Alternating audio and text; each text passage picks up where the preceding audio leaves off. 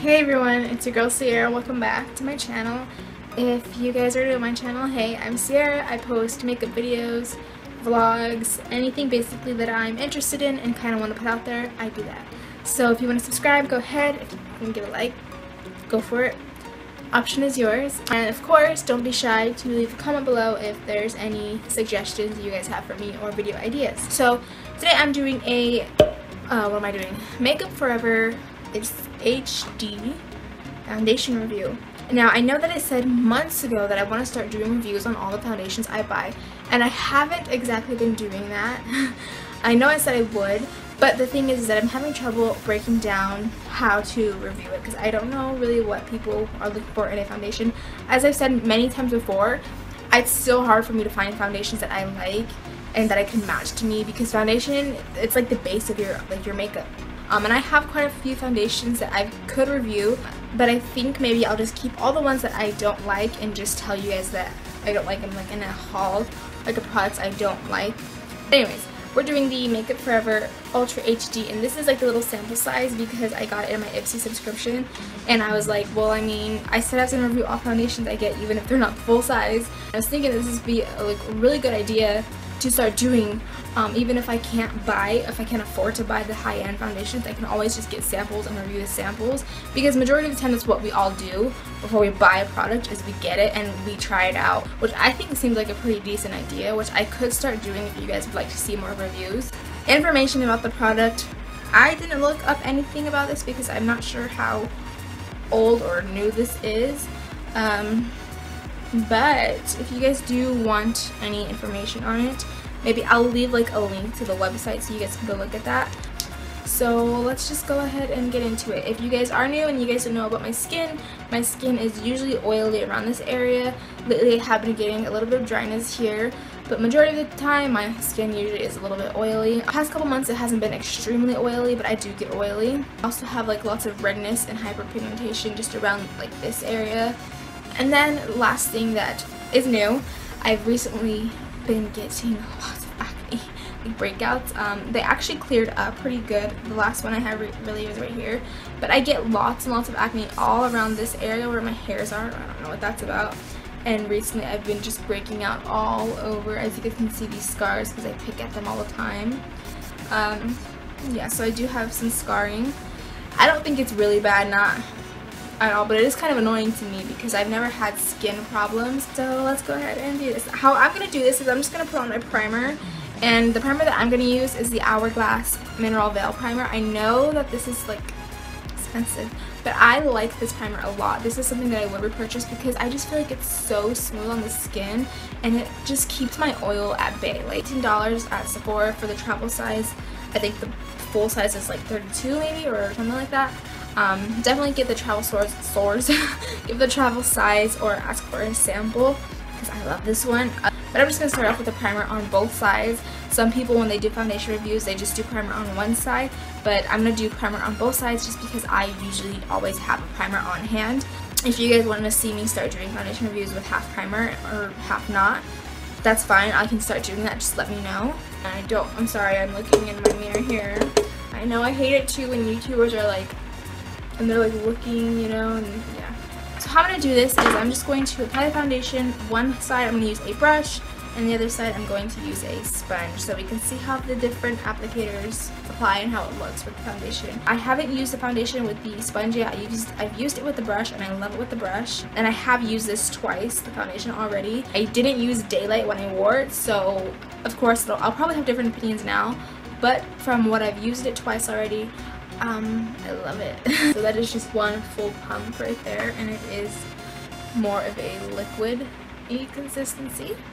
Normally I put the foundation on my skin first and blend it out from there, but I use a lot more product when I do that.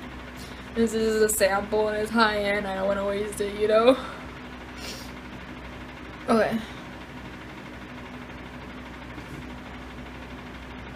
Look at that.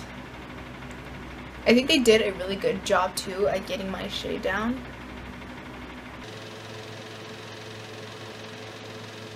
So that's just one layer. And I still got a little bit of product to go, you know? So, just gonna pick that up. and move on to here. It reminds me of my Naked Skin one. It looks like good, like it looks smooth and flawless. You can still see that, like those little freckles I have, that little bit of redness. Like I look smooth and flawless, but I still look like my skin's there. And I'm sure that this could be buildable. Let me see. I'll put it like right here and see what happens. Normally this spot on both sides of my cheeks can't be covered up. Like you can put layers and layers of foundation and concealer. They just peek through. They are like my problem areas. I don't mind them. I mean, okay, so there's another little layer. We're just gonna see what happens. Oh yeah, see? Buildable. It covered it up nicely. But right there, that's where I didn't put in. You can still kind of see that color. And then right here, oh yeah. So it's a good buildable foundation. And dry areas, as I said right here, didn't accentuate them. Didn't accentuate dry spots. And it's just beautiful. And it's got like this radiance to it, you know, but it's not like dewy. And it's not matte, but it's just like smooth and velvet, in my opinion. Okay, so now we're gonna move on to the sponge side. I feel like I'm gonna be amazed. I usually like to dot it on everywhere and then blend it out.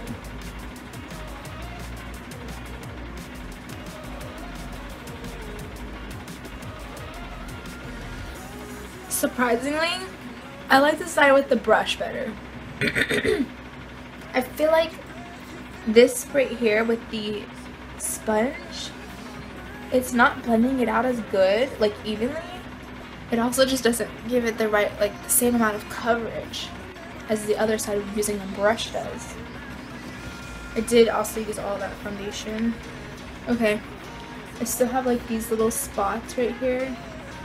It did cover up the redness pretty good, but I just feel like all of this just looks so uneven in coverage.